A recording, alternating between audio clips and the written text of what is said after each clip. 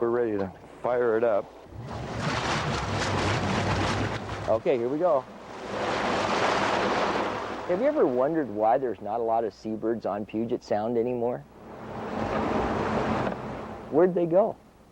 Doc Temke travels the waters of the Puget Sound every day, just as he has for over 40 years. Oh, this is looking fishy. Searching for fish. Look at this little guy. There's just one problem. Many of the fish and other animals in the Sound have virtually disappeared. Our environment is slowly dying in front of us, and people don't realize it. To try and find some of that salmon that once filled these waters, I can spin around, I can look backwards, I can look forwards. Doc built underwater cameras to look for fish. We do environmental documentation on exactly everything that we find. And we're going to kick it out there. Watch it go. Now it'll turn and look out towards the beach, which is really cool. See it there? It's a full-time job. I'm out here 24 hours a day, 7 days a week. I haven't had a day off in 52 days. What Doc stumbled across with his cameras shocked him. Yeah, it's tumbling along in the current. Frightened him. It's like a wall, and this wall is invisible to the fish and the seabirds. And sickened him. They never quit killing animals, ever. He calls them the ghost nets of the Puget Sound. When you hold up a dead animal and the carcass is there, it's kind of a ghost, isn't it? About 300 feet of gill net here that was abandoned. It's probably a year old. There's about 200 crabs in this net.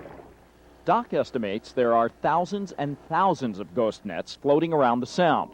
The nylon mesh does not decompose in 2 or 3 years. You cannot physically take it in your hands and rip it apart. No way. An indestructible killer, growing in number every day, every month, every year. These nets get cut in half most of the time by a boat or a big log jam, and they lay abandoned along the bottom, killing and trapping all kinds of marine life. There's a small school of piling perch that was dead and rotten in the net when we brought it up. It gets heavier and heavier and heavier, and you can see the cycle. It just never stops. The nets are used by fishers to catch salmon. These nets are $4,000 or $5,000 a piece. The fisher isn't going to want to lose his net on purpose. He sets his net, and half a day later, a boat has gone through it. Now you got pieces. Doc doesn't want to waste time placing blame for the ghost nets. Never going to go away. No, not going to go away. Even if you banned netting, no more netting, it's still there. It's still there. To fight these predators, we're going to take the camera and fly it right down over the top and see if I can get a hold of that. Bring it up. With a few fishing hooks, Doc uses the same cameras that found the ghost nets. We're lucky because this one doesn't have any crabs in it. To remove them. One net was so full of seabirds and stuff that it took 14 people 3 hours just to cut them all out and to properly dispose of the carcasses. Beyond the danger and death for wildlife, ghost nets also threaten humans. Pretty scary thing to see in the water. It can be death to a diver. You don't panic. The faster you move, the more panic that you have, the more you're going to get tangled. Both Mark and Doc advise divers or swimmers to avoid any contact with a ghost net.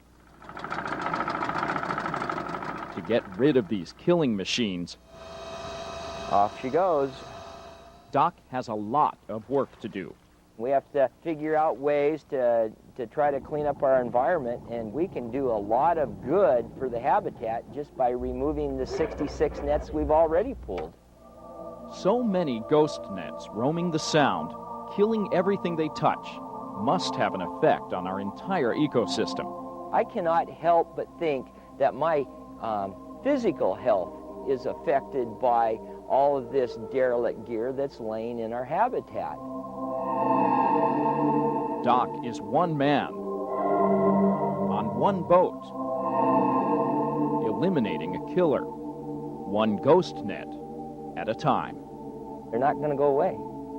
It's going to be here forever and ever and ever.